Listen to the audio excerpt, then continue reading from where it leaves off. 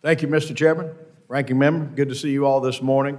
And I want to echo the comments made by my colleagues. Really, thank you all for taking time to hear from the committee, non-members of the committee, about these needs that we have around the country. I represent the 14th District in Western North Carolina. Our region was one of the areas that was significantly impacted by Hurricane Helene back in 2024.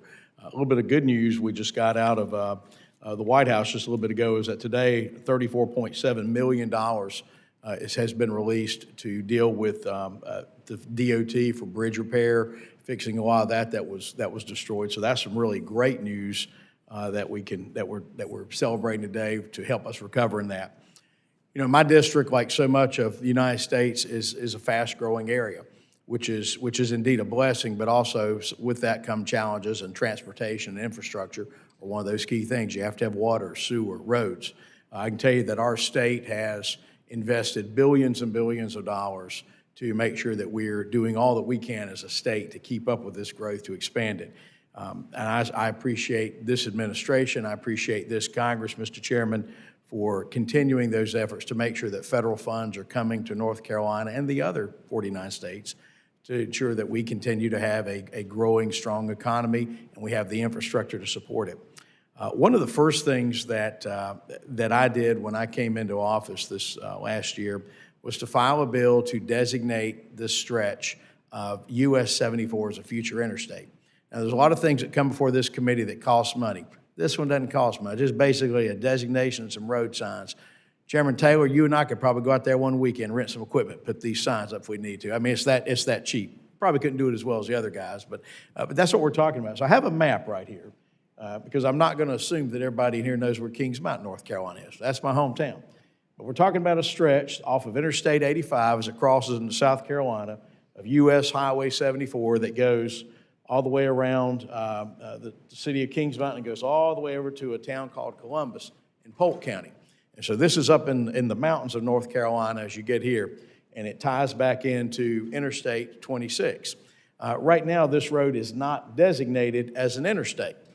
Even though most of it is built to interstate standards. There are a few portions that need to be finished. There's about a 4-mile stretch right here that you can see in Cleveland County known as the Shelby Bypass that is presently under construction. And then there's a stretch right here around the town of Lattimore, which is about probably 3 or 4 miles as well, that has to be finished up, but it just has to have controlled access. It's already 4-lane. But the reason this needs to be designated as an interstate is principally for economic development purposes and really to give better information to the motoring public, because this is by all accounts there interstate quality. Why this is important, we have one county right here, Rutherford County. When they have site selection or other companies that are looking to locate there, they want to know how close are you to an interstate. Well, there's not a single interstate that shows up through that county, but as you can see, there's an interstate quality road, same as you get in over into Polk County.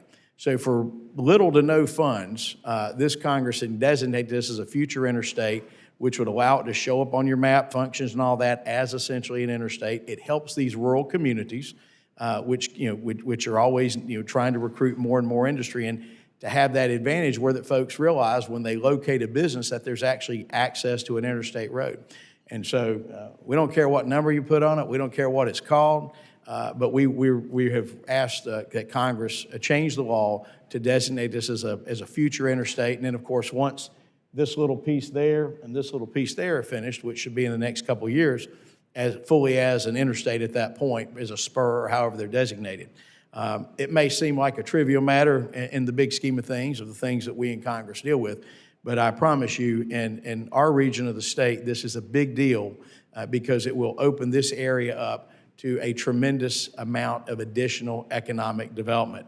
So I know my understanding is that's going to be included in the provision that's going through, and I wanted you to see exactly what I was talking about and thank in advance this committee's work on that. And I would just say as moving forward, Western North Carolina does continue to recover from Hurricane Helene. This was an absolutely just generational disaster that I hope we never see repeated. But our communities are resilient, our folks are working hard, and I appreciate the efforts of this administration and this Congress to help Western North Carolina as we rebuild, and I appreciate the great work of this committee to help further that as well. And with that, Mr. Chairman, I yield back.